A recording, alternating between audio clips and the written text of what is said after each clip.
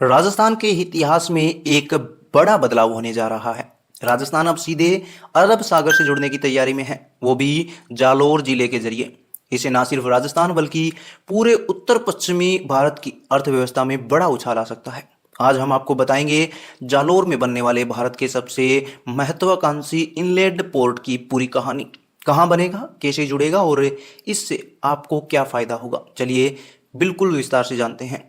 राजस्थान एक land locked state होने के कारण आज तक समुद्र से सीधे नहीं जुड़ा था, लेकिन अब तस्वीर बदलने जाने वाली है। जालोर जिले को कच्छ की खाड़ी के जरिए अब अरब सागर से जोड़ने की तैयारी तेज हो गई है।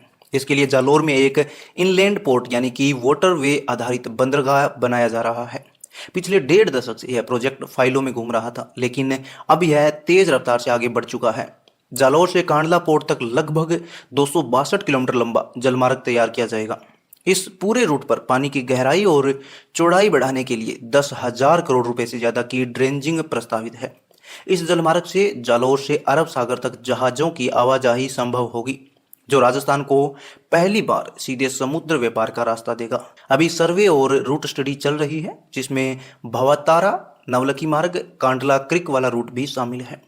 इसे सिर्फ एक पोर्ट प्रोजेक्ट मत समझिए, यह राजस्थान और गुजरात दोनों के लिए विशाल रोजगार का अवसर है। प्री फिजिबिलिटी रिपोर्ट के अनुसार 50,000 से अधिक लोगों को रोजगार मिलने की संभावना है। लॉजिस्टिक, वेयरहाउसिंग, ट्रांसपोर्ट, इंडस्ट्री और क्लस्टर डेवलपमेंट में नए अवसर खुलेंगे। आसपास के जिलों में जमीन, व्यापार और औद्योगिक निवेश तेजी से बढ़ेगा। जालौर और उसके आसपास के इलाके पहले से ही बड़े व्यापारिक केंद्र हैं। यहाँ पर कपड़ा उद्योग, पत्थर उद्योग, कृषि उत्पाद, ऑयल सीड, गवार, दालें, बाजरा और पास में रिफाइनरी प्रोजेक्ट, इन सब की भारी ट्रेंडिंग होती है। और अब इनलैंड पोर्ट बनने के बाद भारी माल की लंबी दूरी तक ढुलाई सस्ती होगी, सड़क और रेल मार्ग पर लोड कम होगा, बड़े आकार का कार्गो आसानी से भेजा जा सकेगा, नई इंडस्ट्री लगाने का रास्ता खुलेगा और जालोर, बाड़मेर, पाली, जोधपुर पूरा बेल्ट नए लॉजिस्टिक हब में बदल सकता है। इनलैंड पोर्ट के साथ साथ यहाँ कई और चीज़ें भी विकसित होंगी, जैसे कि बड़े warehouse, cold storage, port service centre, industrial cluster, transport और कंटेनर डिपो। इससे राजस्थान के किसानों, व्यापारियों और एक्सपोर्टर्स को सीधा फायदा मिलेगा। सबसे महत्वपूर्ण बात, जवाई लूनी रन ऑफ कच्छ नदी प्रणाली को राष्ट्रीय जलमार्ग 48 घोषित किया जा चुका है। इसके बाद जालोर में इनलैंड पोर्ट बनना आसान और आधिकारिक दोनों हो गया है। मुंबई में Rajasthan river basin and water resource planning authority और इंडियन इनलैंड वाटरवेज अथॉरिटी के बीच MOU भी साइन हो चुका है।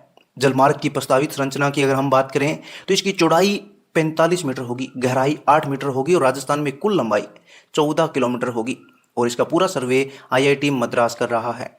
राजस्थान के जल संसाधन मंत्री सुरेंद्र सिंह रावत के अनुसार MOU हो चुका है, DPR फाइनल स्टेज पर है।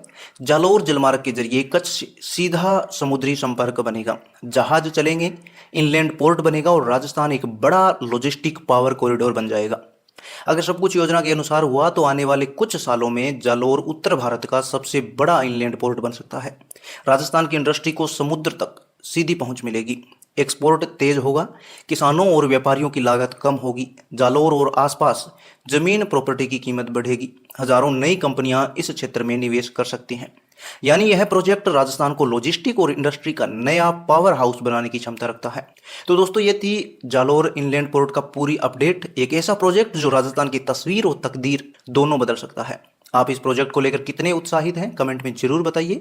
वीडियो अगर जानकारीपूर्ण लगी हो, अच्छी लगी हो तो लाइक और शेयर करें और राजस्थान से जुड़ी ऐसी ही महत्वपूर्ण खबरों के लिए ताज़ा खबर राजस्थान को सब्सक्राइब करके बेल आइकन प्रेस कर लीजिए।